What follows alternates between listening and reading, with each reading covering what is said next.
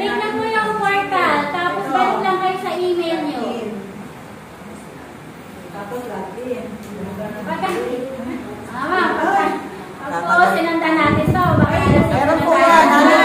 Yung portal, pag-click ng portal, copy nyo lang yung username nyo, copy nyo lang yung temporary password, and submit.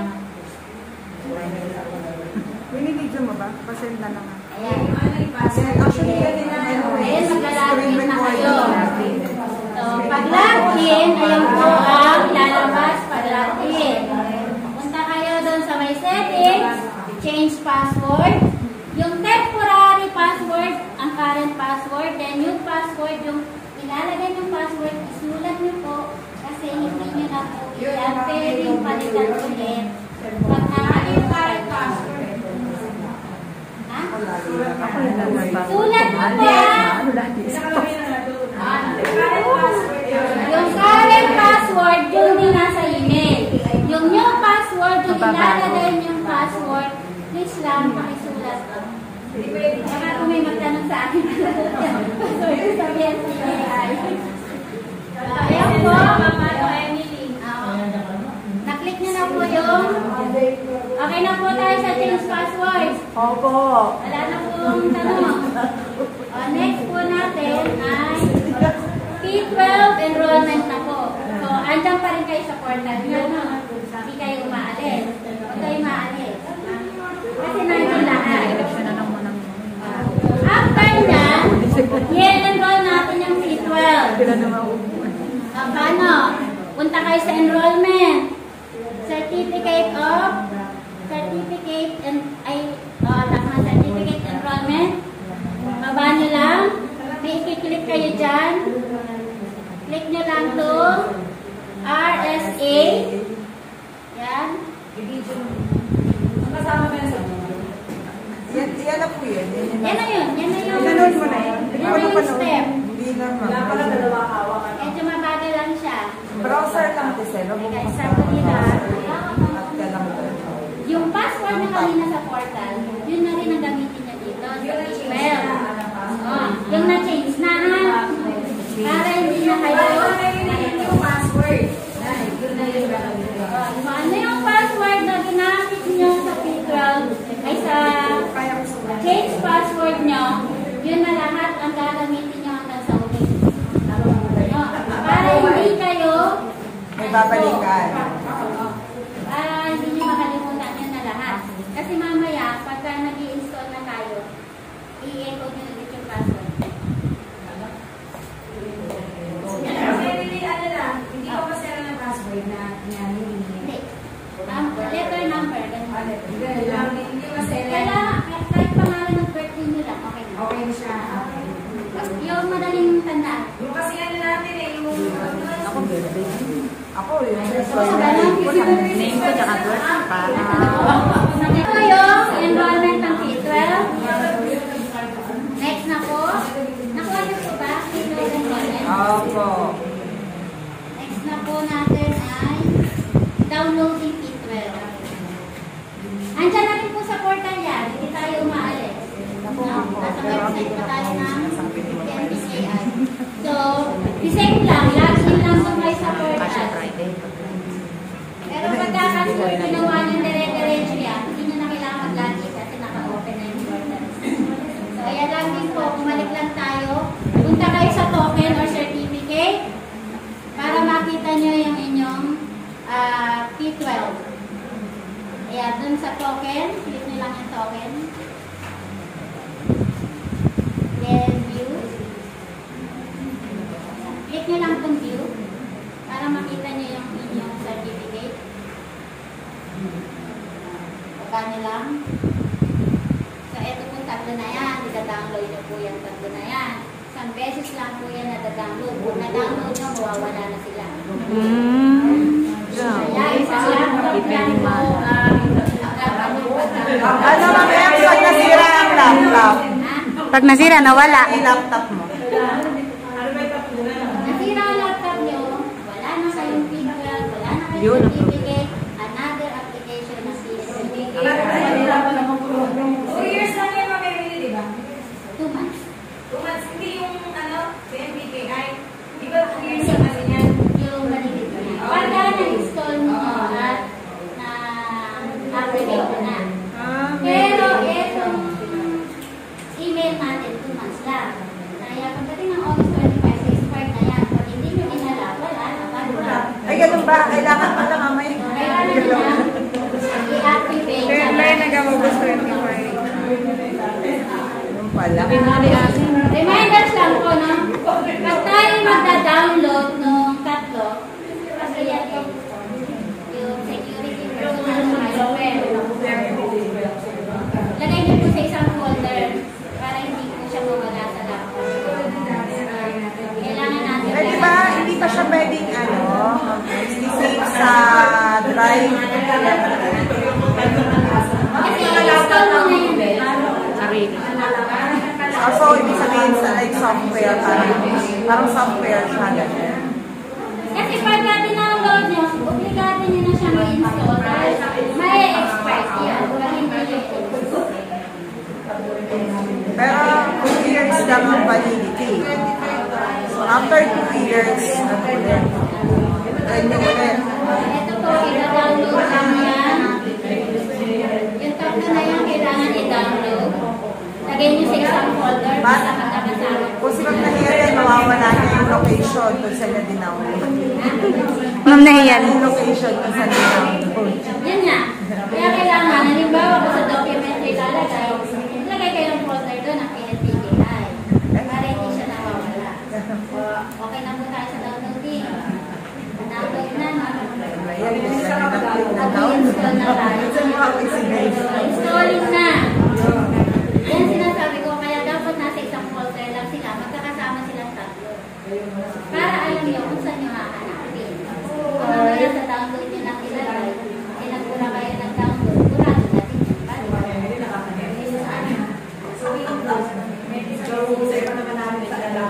kaya nyo po ba mag-isa o gusto nyo sabay-sabay tayo isang araw?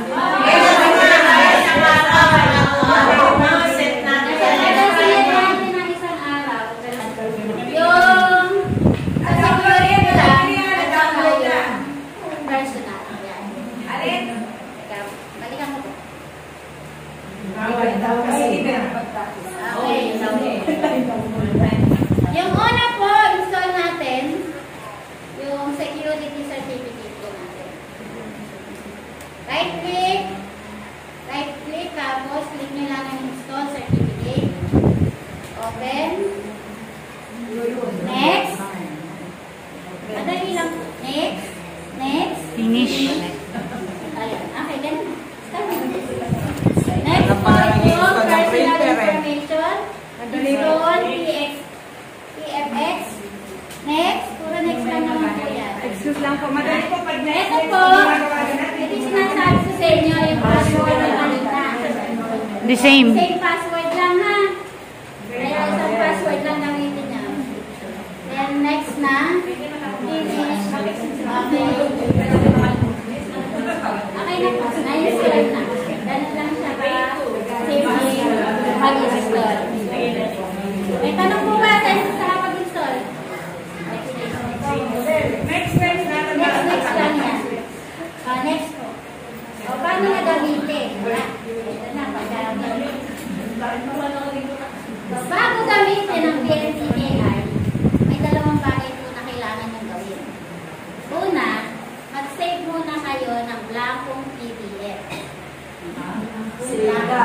Blanko lang na papel. Pero naka-PDF siya. Pangalawa, mag-save po kayo ng e-sign nyo na naka-PDF. PDF dito. At lagay niyo po ulit dun sa folder ng PNPK. Magkakaalaman niya sa Okay na po doon. parang full day electrocution kasi.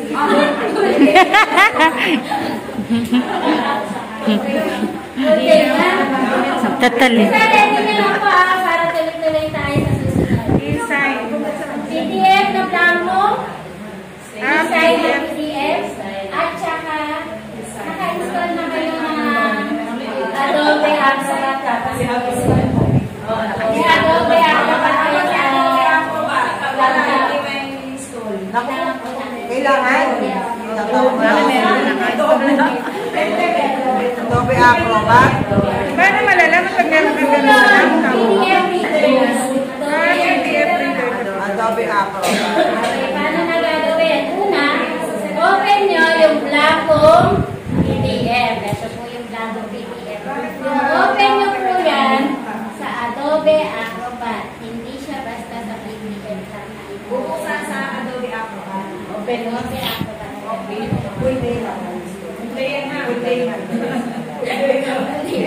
Ayan po Then, punta kayo sa tools. Ayan yung tools. Hanapin nyo yung certificate. Click nyo yung certificate. After nyan, mag-drag lang kayo dyan. Mag-drag lang kayo Drag mo na... yun, natapon mo. Ay, hindi pa pala. Hindi pa pala, di mo lang pala. Nakalimutan ko na. Okay, digital side muna pala. Then, yung pala, ang drag. Drag na. Ayan, lumitaw na po yung inyong e-sign na yung PMPKI certificate nyo. Click nyo lang po yun. Lilitaw po kasi na-install nyo na. Ayan. So, yung pang nilitaw. Ngayon, pwede nyo siyang i-edit. Kasi meron na kagad siyang naka-ano eh. Pag lumitaw yan, wala pa. Wala kayong makikita ng e-sign. Kumbaga, i-ano nyo pa. I-attach nyo pa yung e-sign nyo. Ayan. Click nyo lang yung image para ma-attach yung e-sign. Pupunta kayo dun sa folder nyo ng PDF. Sa PMPKI. Then, pwede nyo ito ma-edit. Ibig sabihin, Ma'am Emily, every 2 years na ganyan tayo. Hindi ko po alam kung lifetime na 20 gigs. Then, save muna natin dun sa folder ulit. Save muna yung gagawin yung digital signature. Ito na po siya. Yung na-save niya. Nakuha po na. Ganyan po magiging itsura natin. Digital signature. Digitally signed by pangalan ninyo, yung date na ginamit nyo yung certificate, then yung inyong e-signature. Ganyan po yung paggamit. Kasi i-attach po yan sa documents na nakapilitin. So, hindi na po katulad dati makinakopy-paste natin ang ating e-sign. Ano yan, Ma'am Emily? Ilan nyo lang? Binubuksan mo lang yan. Ganun po yung paggamit. Para saan ba yung PMPKI na yan? Ang sabi po kasi, gagamitin natin na sa election. Hindi yung election. Nagagawin po sa lahat ng personnel. Sa transactions siguro, iba-ibang Kasi di transactions. mo Wala po, meron alam. tayong inaana, yung, ano ba yun, saan ba yun, yung naka-PDF, ganyan. Yun na nga yun, ma'am. Yun lang sa PNP. Oo. But wait, there's more. Okay, paano po? Ganito lang. Ito medyo mabigat. Ng konti. So, click na lang. Ikapalita natin. Diba naka-open na po kayo? Kaya dapat dire-diretso yan. Walang hinto eh. Kasi para hindi nyo na i-conclude yung PDF nyo. Para diretso siya. Open. Click nyo lang to para mag-highlight siya. Pag i-click nyo yan, nilalabas na dialog box. Ito dapat ka sa ganyan. Tayo na uot.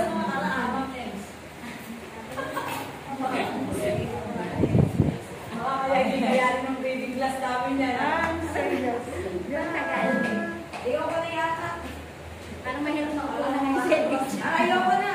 Ayan, ito po lalabas. Then, signature properties. Then, valid ay show signature certificate muna. Ayan, ito na yung inyong signature. Punta kayo dun sa trust. Add nyo ngayon yung inyong certificate. Add to the trusted certificate. Then, okay. Kasi pag ginawa yan, bawal Yan. Click nyo lang itong certified documents, dynamic, embedded, Kailangan ba yan, Ma'am Ems, online? Yes. Hindi yan kailangan namin i-online. Ayan. Tapos, okay lang. And, Ganda lang sabihin lang, okay. Okay lang pala, Ma'am Ems. okay. And validate na yung inyong signature. Validate na.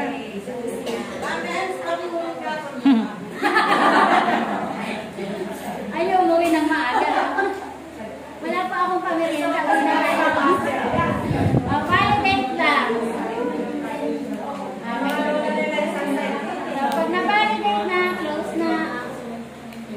Ayan, pinalitan lang niya. Pero, validated na yun.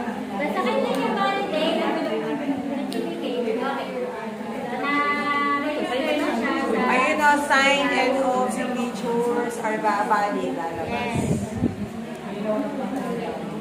May tanong po, ganun lang. Last step na po ito. Madali lang po ano. Dali lang, Ma'am Ems.